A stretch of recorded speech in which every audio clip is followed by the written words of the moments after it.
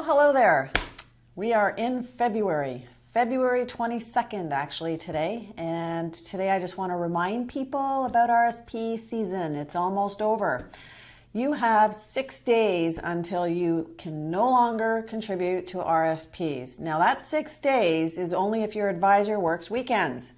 If they don't, you don't have 6 days. So look at the calendar, March 1st, next Thursday, you will no longer be able to do RSPs. So please make sure you hit that deadline if you want to do RSPs.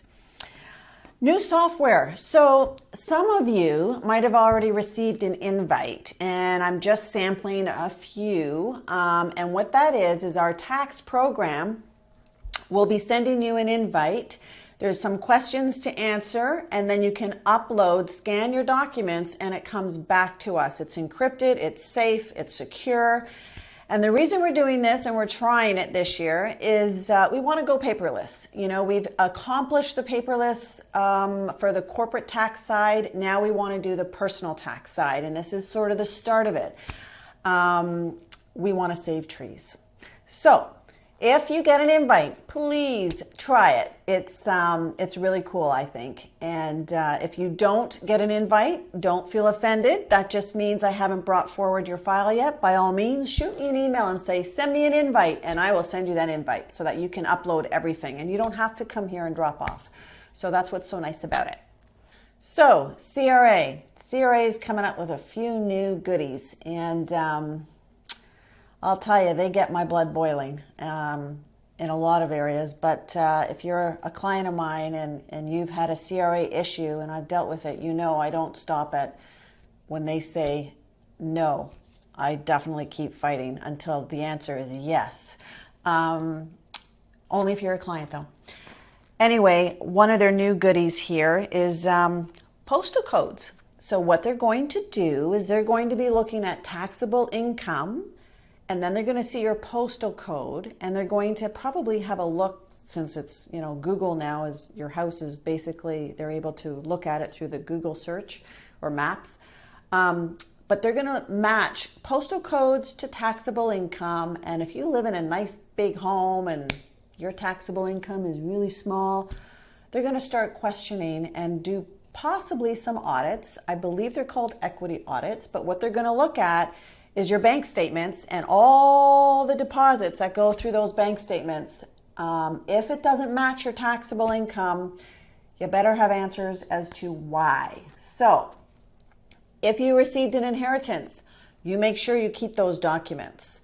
If you received a buyout, like, you know, retirement plan, or, you know, if there's a lawsuit or whatever, make sure you have all those deposits accounted for, okay?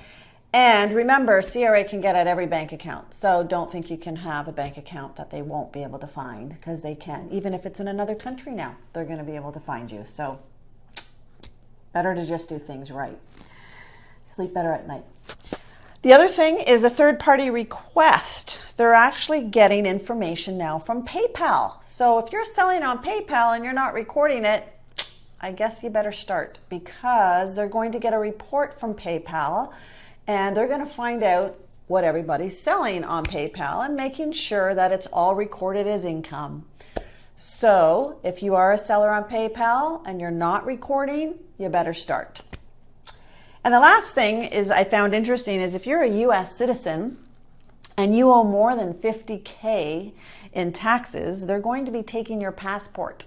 So make sure your U.S. taxes are paid, or you may not get back through the airport if they take your passport. So what's February 27th? Budget. Budget's coming out February 27th.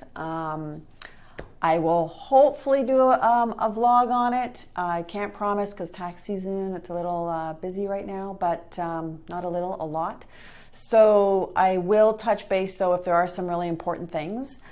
But speaking of budgets, how many of you have done your budgets this year for your personal or your business? Now, if you're a fiscal year, January to December, in your business, then you should be completed the first, you know, copy and kind of going over it. We already finished January, so you should be comparing that.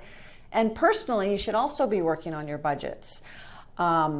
I can guarantee you that if you do a budget up and you follow that budget, doesn't mean it's carved in stone. Yes, you can, change it as you go to make it fit better, but you only make so much, so you can only spend so much. And you should be spending, you should be saving, and you should be investing. So make sure you do a budget and follow it. I guarantee you'll be far better off in the long run. And remember too that if you're spending money through credit card, you're going to spend 20% more. So maybe this year is a goal to try and use a bank account debit where you know the money is going to come out right away. So you have to save before spending. I know it's a weird thing to think about because we've gotten so used to these credit cards, but try and do that this year. And I think you'll find you're going to save a lot of money. The last thing I'm going to talk about is incorporations. So I get a lot of questions is, should I incorporate? Why should I incorporate? So I'm going to do a little bit of a clip on why you should incorporate. So a lot of people think that they're going to save tax dollars, or they think that they can income split, which we know we can't anymore. But sometimes, to incorporate, there are still a lot of things you can do versus a sole proprietorship. And one reason is also legal, like if there's any legal liability that, if you're doing something that's risky, that you could be sued, you might want to incorporate.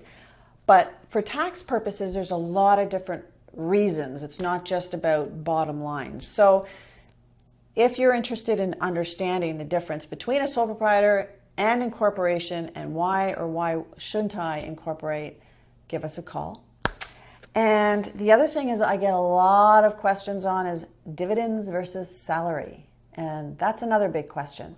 So if you are incorporated and you're not understanding the difference, or, if you're a client of mine, you should, because I'm always talking about that with my clients. But if you're not a client of mine and your accountant isn't really clearly, sitting down with you and going over the couple scenarios with you, then give us a call. We'd be more than happy to help you. So, Kelly Melanson, thanks for tuning in. Have a good day.